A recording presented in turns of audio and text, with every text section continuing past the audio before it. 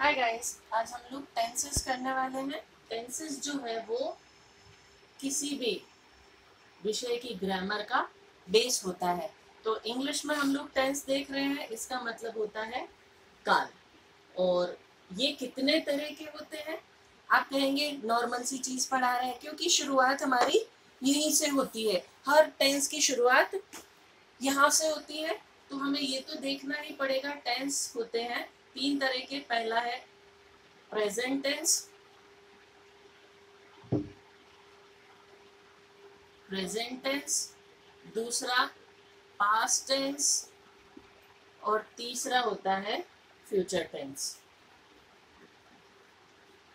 तो अब इनके आगे और चार हिस्से होते हैं।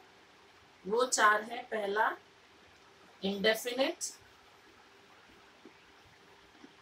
या सिंपल, फिर दूसरा है कंटिन्यूअस या प्रोग्रेसिव,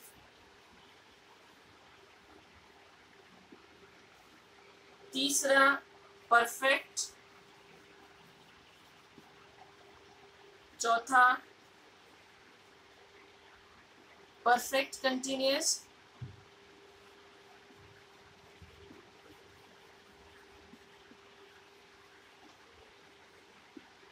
इस तरह से इंडेफिनिट सिंपल कार्य की शुरुआत या सामान्य सी बात होती। कंटिन्यूअस और या प्रोग्रेसिव में कार्य की निरंतरता को शो किया जाता है। परफेक्ट यानी कि कार्य पूर्ण हो गया है, और परफेक्ट कंटिन्यूअस में कार्य कुछ हिस्सा पूर्ण भी हुआ है, कुछ उसका अभी कंटिन्यू भी है। अब इन चारों के आगे और डिवीजन है या टाइप्स ऑफ सेंटेंस इनके कह सकते हैं। पहला है एफर्मेटिव,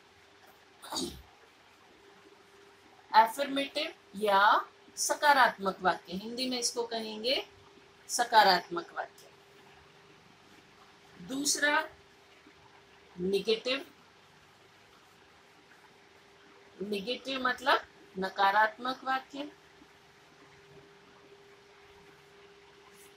तीसरा इंटरोगेटिव,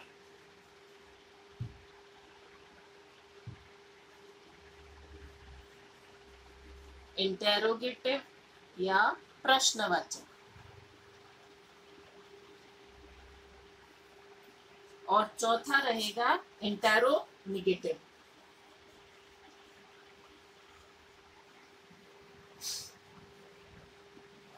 इंटरोनिगेटिव प्रश्नवाचक